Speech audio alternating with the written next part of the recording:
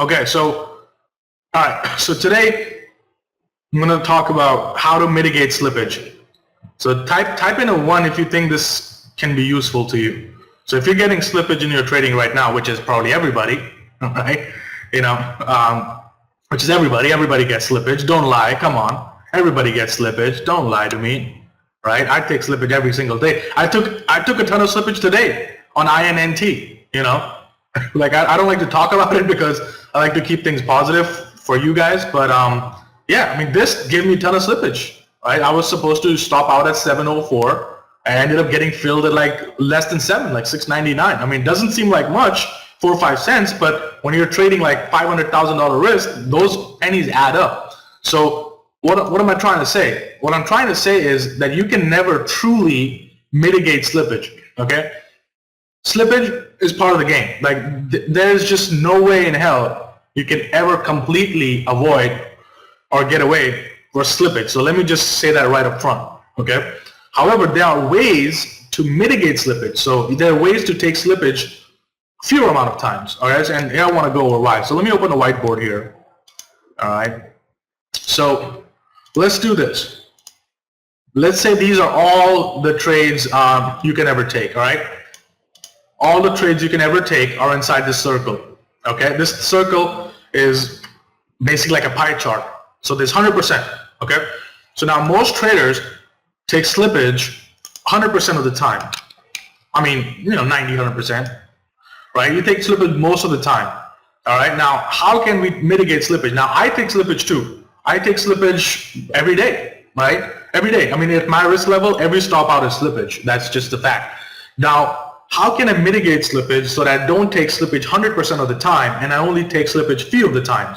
So this is going to be helpful for you. So when I was trading from $0 risk all the way till $300 risk, my trading was very easy. Like I could just get in, stop market order, and I would get slippage here and there, but not a lot, right? It was pretty easy. And if I did get slippage, it was like a few cents here and there. Now, as you start scaling up from 300 to, let's say, $500 risk, $700 risk, $1,000 risk, like slippage gets insane, like insane amount of slippage. I mean, there are stocks that you can't even touch, right? And sometimes you trade them and you get nasty slippage, right? Some days you get lucky, right? And some days you can get really, really hurt.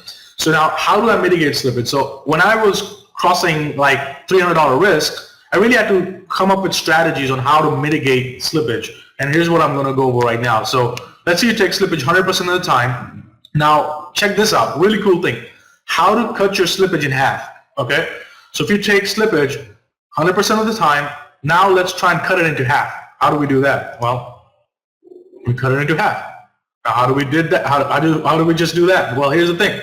Now, most of the traders are getting in on every single trade with a stop market order, right? And they're getting out of every trade with a stop market order.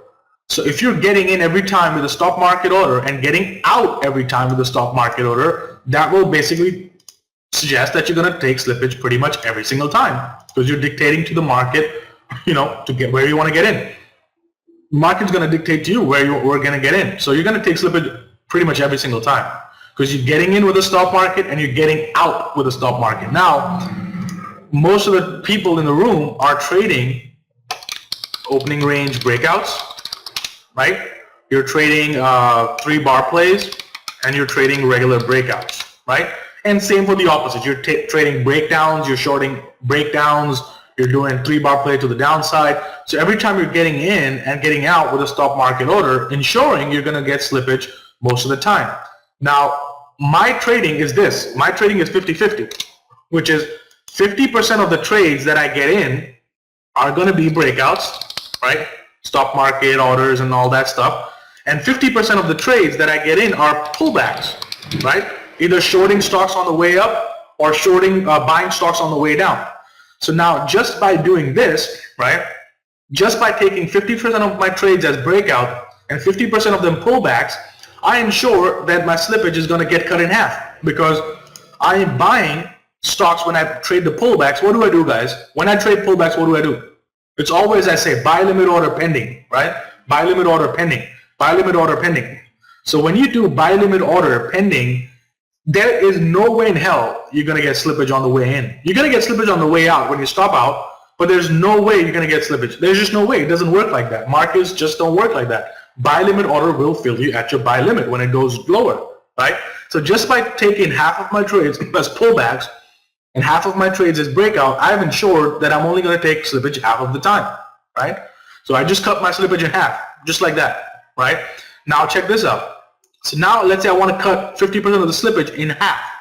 So now I only want to take 20% of the, so let me do this here, 50%, all right, our pullbacks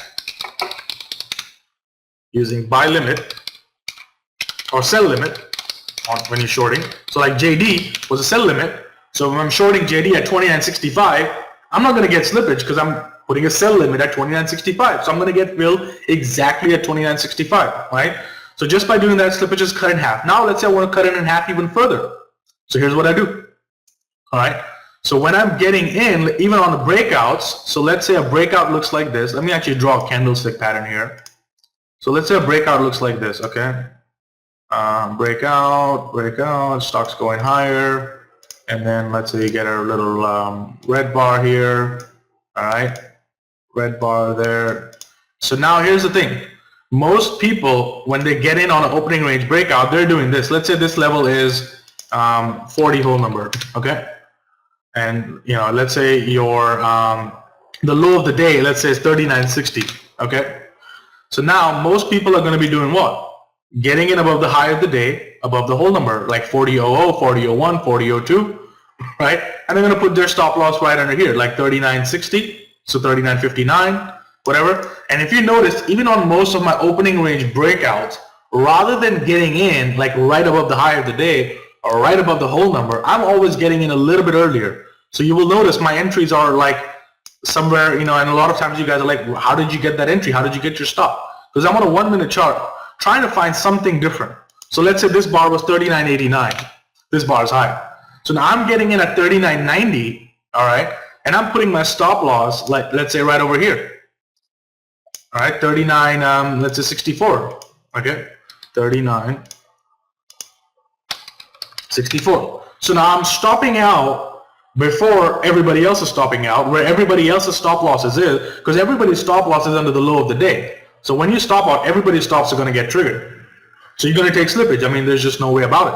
Now, if I'm putting my stop loss a little bit above that low of the day, under some other bar, right? So now when I stop out, everybody's stop loss is not there. So when I get stopped out, yes, I still take slippage a lot of the time, but sometimes I don't, right? So like today example, INNT, most people's stop loss would be under $7, like $6.99, $6.98.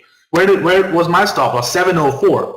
So I still took slippage, right? But I got filled when I got stopped at $7.04. I got filled at 7, right? Now imagine if my stop was below 7, I probably got filled like $6.90. So I took 4 cent slippage versus what I could have been 10 cent slippage, right? And I'm also getting in above, let's say something else, which is $39.90. So if I get filled, I'm going to get filled like $39.90, $39.95, even 40 bucks maybe, right? But not taken above the whole number where I'm slippage going to be like 20, 30 cents. So just by doing that, what happens? If I do this on half my trades, well, half of the time, so half of the half, I'm still going to take slippage. Half of the half, I'm going to still take slippage, but then half of the time, I'm going to get filled exactly where I want to get filled, right? 50% of the time, no slip, right? So now just by doing that, 25% of the time, I get slippage, and then 25% of the time, I don't. So now look what just happened. Out of the potential of 100 times, 100% taking slippage, we cut our slippage in half, right, by 50% by ensuring half of the trades are pullbacks. And on half of those, I'm getting in and putting my stop a little bit earlier than where it's supposed to be. So then just by doing that, I cut even that in half, right? So 20% of the time I take slippage and 20% of that don't. So that's how you ensure you take slippage 25% of the time and not 100% of the time. Now, how do you mitigate this 25% of the time? Well, you can't. That's just part of the game. You're going to take slippage 25% of the time. So that's basically it, right? Most people are taking slippage 100% of the time on every single trade that they're taking, right? Just by doing the simple changes in your trading, now you're going to take slippage 25% of the time rather than 100% of the time, right? And you can't get away from that 25%. That's just going to happen. That's just part of the game. That's the cost of doing business, right? That's your cost of goods sold if you're running a business. That's just part of the game. So you're going to take slippage 25% of the time. So as you start scaling up in your risk level, certain changes that you need to make in your trading are A, getting in and putting your stop losses not at obvious areas where everybody else is putting it, but try put it a little bit before, right? So that way, you're not getting in when everybody else is getting in. So that's one thing you can change. The other thing you can change is make half of your trades pullbacks, right? Short on the way up on a sell setup, buy on the way down on a buy setup, right? So just by doing that, you can cut your slippage in half. So, that's basically it. That was a lesson. It's a quick one. It's nothing like out of the ordinary. It's just a simple method of ensuring or cutting your slippage by 75%. Basically, that's it. Does that make sense, guys? Right? Does that make sense? Now, here's another thing I can tell you. If you're on another thing I can tell you is, retail platforms are great. Okay, retail platforms are great. Interactive brokers, TradeStation. Retail platforms are great. But what I've personally found after trading on retail platform and prop platform is that I tend to get more slippage on a retail platform than a prop platform. I don't know why that is. Maybe it's just props are faster. Maybe they have a faster connection. I don't know why that is, but I tend to get more slippage, right, on retail platforms. However, one advantage that retail had over prop was prop has issues sometimes. They hang. Platform gets stuck sometimes, so it can get a little bit weird. But if I was, and I tested this a couple of years ago, it had a retail platform and I had a prop platform, and I simultaneously put the order on both platforms.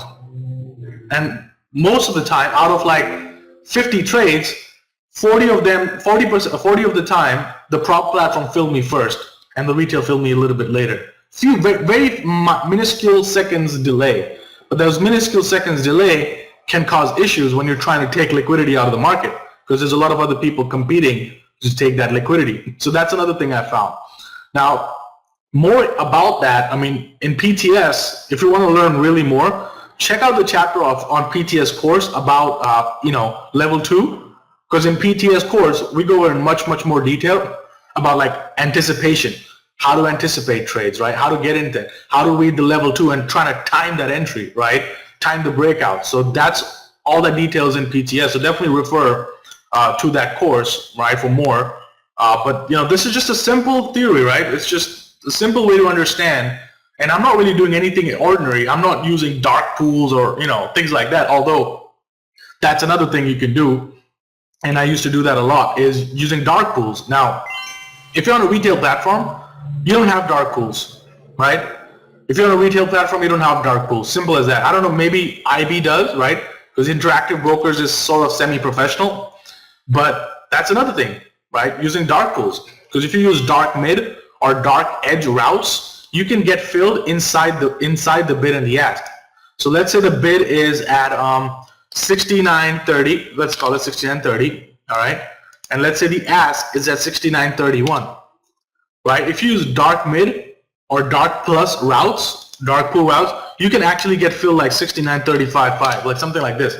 When you look at the level 2 and you look at the time and sales, and you see green, green, green, and then you see red, red, red, and then you'll notice, if you look at the time and sales, sometimes you'll notice a white print, right? White print, which is between the bid and the ask. And you're like, how did that guy get filled at 69.355, right? How did that guy get filled at like, 69.357? How did he getting filled inside the penny?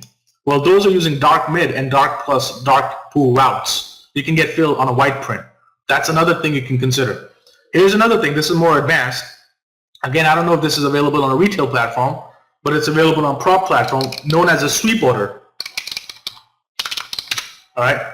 So sweep order is basically like a stop market order, but what you're really doing is you're kind of waiting to time it. So when you press the sweep button, you can preload the ECN. So in a sweep order, I can preload this ARCA, EDGX. I can load NASDAQ. I can load BATS. I can load different kind of routes, right? All NWT. I can load dark plus, right? I can load dark mid. I can load smart mid, all these different kind of routes, and I can tie them all together in like a sweep order. So when, let's say the stock is at, again, I don't want to go into too much detail because this is more like PTS course, but let's say you're trying to get in on a breakout above 49.50, and if you're really watching that breakout, like literally watching it, you can press a sweep order. So what a sweep order at 49.50 does, you can even put like this, 49.50, 49.55, sweep, right? So in my keyboard, if I press the sweep key, and I can set a limit like 49.50, 49.55. Now what that does is it's basically saying the sweep order, it's going to sweep all these ECNs, right? It's going to sweep all these ECNs in one time and take any amount of shares that you can find between your sweep limit, right? If you put your order in your sweep limit, it'll go through and sweep all these ECNs to find you that entry. So sometimes you're going to get filled like this, 49.50.05. And you're like, how did that happen? Because, well, it probably swept the dark mid or the smart mid. So that's how you kind of get filled and you mitigate slippage. So, research more into this. Okay, that's your homework for today. But watch PTS again and try and really execute on it. Because a lot of times, people watch the PTS course and they learn the 3-bar play. They learn all these patterns. And then they tend to ignore the whole chapter that is in there in PTS on level 2. Right? Watch that chapter. Watch it again. Right? Look at how to time the level 2. Look at how to anticipate. Like all these things you can use to mitigate slippage. So it's a really important tool, guys, because in 2015 was it, Jared? I think I spent like $30,000-$40,000 in commissions and fees and things like that. Right? And then this year and the last year, I was able to cut that down literally by half. Right? The risk is the same, but I cut my fees and slippage and everything by half. Because here's another thing. Here's another cool thing that you guys you probably didn't notice. Actually, let me ask you the question. So guys, what other advantage or bonus do we get by doing this? Anybody? What other thing also happens for us when we do this? Anybody? This is a bonus question for a bonus cookie. There's another bonus that we get by doing this. Anybody? Boom, Jack got it. Jack got it. There you go. So now, Jack, if 50% of my trades are pullbacks using buy limit or sell limit orders, what happens now?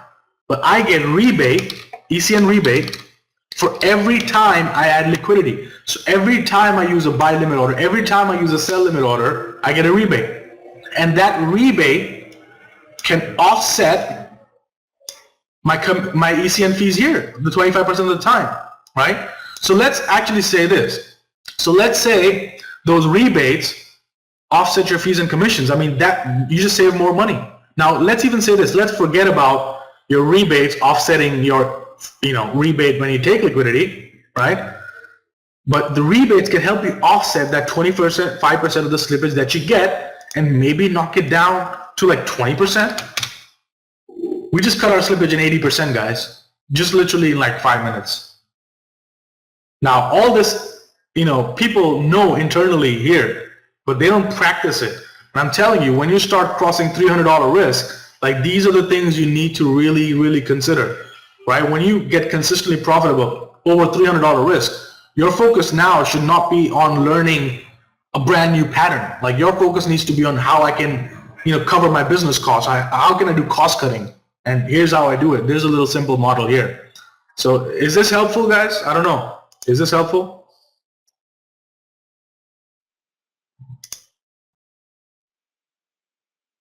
So only Ron, nobody else? Jonathan? Andreas? Matt? Okay.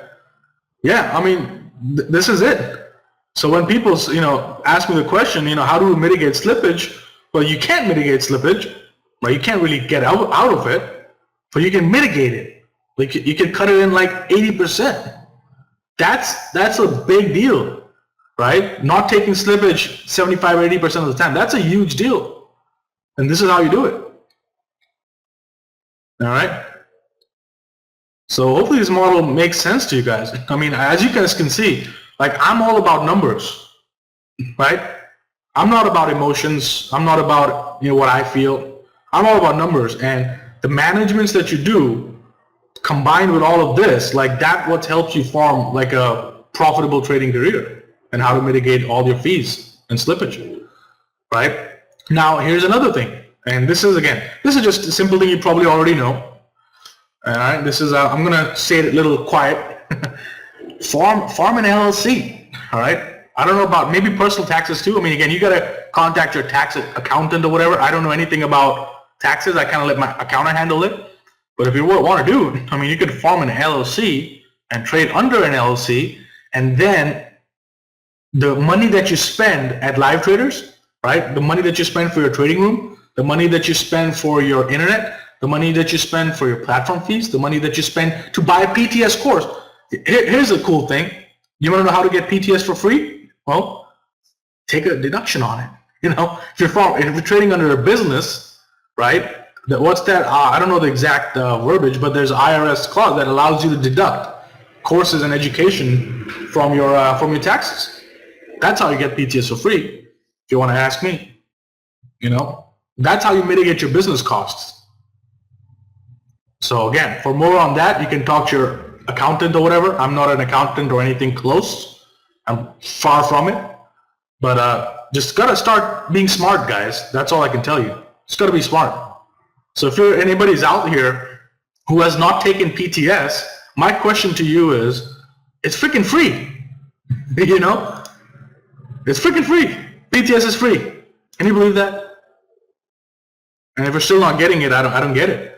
Man, look at TWLO, guys. Wow. Look at TWLO.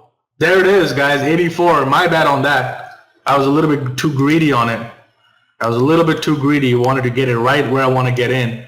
Missed us by 4 cents here, and boom, straight into target. So good job, guys. I know a couple of you guys were in the TWLO. Anybody?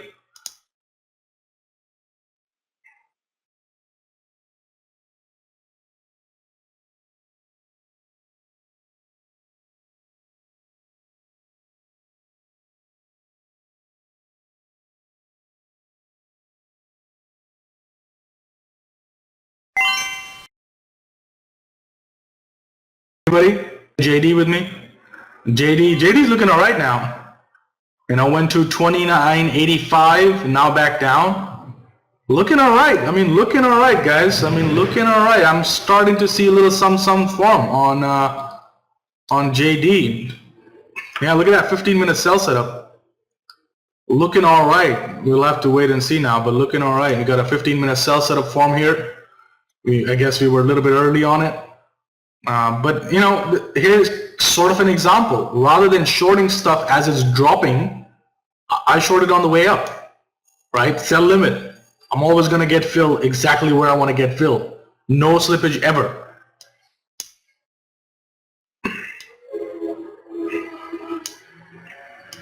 That's a little bear flag, I guess, on JD. Yeah, it really needs to get below VWAP, you know. It really needs to break this VWAP here, because otherwise it can easily hold support and go higher. So we needed to break the VWAP, and then we should be fine. All right, so let me stop the recording here.